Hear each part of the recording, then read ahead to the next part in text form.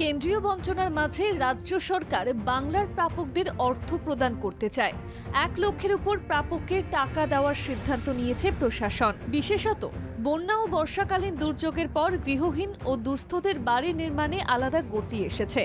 মুখ্যমন্ত্রী মমতা বন্দ্যোপাধ্যায়ের নির্দেশে পঞ্চায়েত ও গ্রামোন্নয়ন দপ্তর সমীক্ষার কাজেও নেমেছে। কিছু কিছু মহল থেকে বলা হচ্ছে 23শে ডিসেম্বরের মধ্যে অর্থ প্রদান করা হবে। এই প্রচার যে একেবারেই ঠিক নয় তা স্পষ্ট করে দিল রাজ্যের পঞ্চায়েত ও গ্রামোন্নয়ন দপ্তর। আবাস যোজনার সমীক্ষা এর মধ্যে শেষ হয়েছে। জেলায় জেলায় সেই মতো প্রস্তুতি চলছে। যাদের ঘর ভেঙে গেছে, যাদের ঘর তৈরির ক্ষমতা নেই, তাদের বাড়ি তৈরি করে দেওয়ার বিভ্রান্তিমূলক প্রচারকে খণ্ডন করে গ্রামোন্নয়ন দপ্তর স্পষ্ট করেছে, বাড়ি নির্মাণের কোনো সময়সীমা এখনো সুনির্দিষ্ট করা হয়নি। রাজ্য সরকার এ বিষয়ে সময় মতো সিদ্ধান্ত নেবে। জনস্বার্থে জানিয়ে দিল পঞ্চায়েত ও গ্রামোন্নয়ন দপ্তর। 23শে ডিসেম্বরের মধ্যে আবেদনের তালিকা প্রস্তুত করার তোড়জোড়। তালিকা প্রস্তুত করার জন্য জেলা শাসকদের নির্দেশ।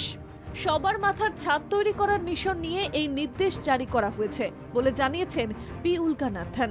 রাজনৈতিক রং বিচার না করেই বাংলার দুস্থদের আবাস নির্মাণের কাজে এগিয়ে যেতে চায় রাজ্য সরকার। বিভিন্ন মহলে প্রচার করা হয় ডিসেম্বরের শেষে টাকা পাবেন প্রকৃত প্রাপকরা। তাই বিভ্রান্তি কাটাতে পঞ্চায়েত ও গ্রামোন্নয়ন দপ্তর স্পষ্ট করেছে 23শে ডিসেম্বরের মধ্যে যোগ্য প্রাপকদের তথ্য সহ যাবতীয় প্রক্রিয়া সম্পূর্ণ করার নির্দেশিকা জারি হয়েছে।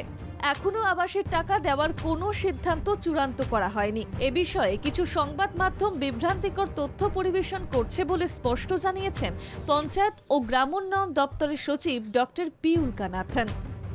ব্যুরো রিপোর্ট, বাংলা জাগো।